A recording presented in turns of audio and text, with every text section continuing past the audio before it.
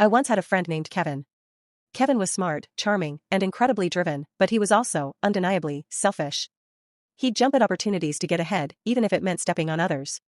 I remember during college, we both applied for a competitive internship. Kevin found out I was applying, too. Instead of wishing me luck, he secretly told the recruiter some helpful details, ones that painted me as unreliable. When I didn't get the offer and he did, he barely blinked. "Hey man, it's survival of the fittest," he said with a shrug. For years, Kevin's selfishness seemed to work. He climbed fast, first in college, then in his career.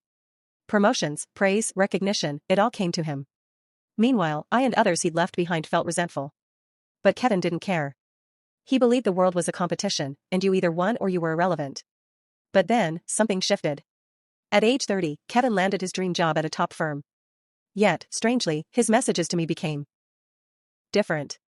He began texting late at night, saying, "Hey, do you ever wonder if all this really matters?" At first, I thought it was just stress talking.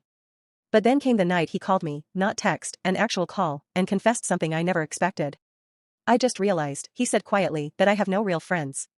He explained how, at work, people only stayed close because they wanted something from him, a recommendation, an introduction, a shortcut. At parties, no one really knew him, they knew his status. Even his girlfriend had left, saying, "You only care about yourself." Kevin had spent years winning the game, but now, he realized he was playing it alone. That night, we talked for hours. For the first time, Kevin asked me how I was doing. He apologized for the internship betrayal from years ago. He admitted that deep down, he was scared of being unimportant, that selfishness wasn't confidence, it was insecurity. That conversation became the start of Kevin's transformation. Over the next year, he began reaching out, not just to me, but to people he'd hurt along the way. He volunteered for causes that didn't boost his resume. He mentored younger colleagues without expecting favors back. Slowly, his relationships began to heal. The Kevin I knew at 32 wasn't the same Kevin I met in college. He was humbler, more generous, and, surprisingly, happier. One day, I asked him what changed. He smiled and said, "I realized winning isn't about being ahead of everyone. It's about looking beside you and seeing people you love, and who love you back."